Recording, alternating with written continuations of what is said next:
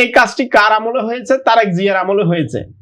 এই কাজটি কার আমলে হয়েছে? খালেদা জিয়ার আমলে হয়েছে। বাদুজ্জোলা হয়ে উঠছে, চাঁদের উপর উঠছে, হ্যান্ডেল ধরে লাগেজ ব্যাগেজ নিয়ে ঝুলে যাচ্ছে, অর্থাৎ নিজের জীবনটাকে কত রকম ঝুঁকিতে ফেলছে। এই জায়গা থেকে আসলে ঢাকার বিকেন্দ্রীকরণ প্রয়োজন।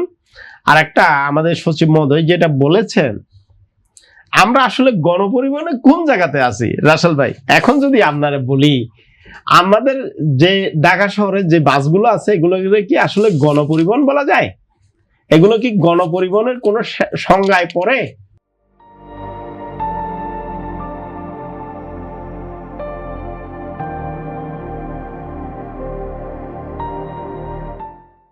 এই নারকীয় গণপরিবহন ব্যবস্থা কমপ্লিটলি আমি মনে করি এখান থেকে আমাদেরকে বেরিয়ে আসতে হবে।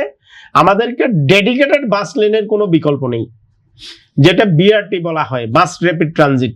এই বাস র্যাপিড ট্রানজিটের জন্য আমরা বিগত সরকারের কাছে বহুবার ধর্ণা দিয়েছি, বহুবার বলেছি, বহুবার আবেদন নিবেদন করেছি, মন্ত্রণালয়ে সবাই বহুবার গলা পেরিয়েছি।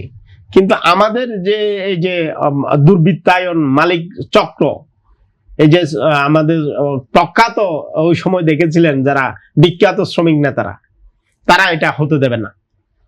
কারণ কি, এই যে গাড়িগুলো, এই গাড়িগুলো আসলে কাগজ নেই, পত্র নেই, ফলে এই গাড়িগুলো এক একটা থেকে দৈনিক একটা বড় অঙ্কের চাঁদা, এই চাঁদাটা এটার বড় বাধা।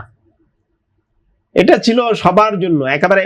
আপনি দেখবেন এখানে যারা নেতৃত্ব দেয় এই সেক্টরে, যারা বিশেষ করে পরিবহন শ্রমিক এবং মালিক, বাস মালিক সমিতি এবং শ্রমিক ফেডারেশন, এখানে যারা নেতৃত্ব দেন, আপনি দেখবেন যে সরকার আসবে ওই সরকারের লোক, যে সরকার আসবে ওই সরকারের লোক, বরাবরই মানে প্রতিস্থাপন হয়। এখানে সংগঠনটা ঠিকই থাকে, একটাই সংগঠন, বাস মালিক সমিতি একটাই। কিন্তু ওইটার যখন আপনার এই যে যখন আওয়ামী লীগ আসে তখন আওয়ামী লীগের লোকজন, আবার বিএনপি যখন আসে ওই ভদ্রলোক একেবারে মানে সমঝোতার ভিত্তিতে সরে যায় অথবা জেলে চলে যায়, এবং বিএনপির লোক এইভাবে চলে আসে। এবং আসার মধ্য দিয়ে যেটা হয়, এটা কি আওয়ামী লীগ বিএনপির ভাগাভাগি বলছেন? এটা আমি তাই আমরা তাই মনে করি। তার মধ্য দিয়ে এখন সরকারের লোক হলে তো সরকারের জন্য সুবিধা হওয়ার কথা, কাজ করতে সুবিধা হওয়ার কথা, সরকার কিন্তু তাই মনে করেন।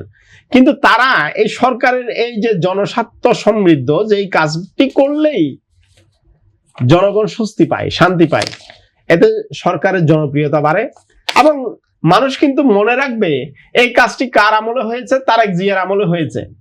এই কাজটি কার আমলে হয়েছে? খালেদা জিয়ার আমলে হয়েছে। তাইলে মানুষ কিন্তু মনে রাখবে।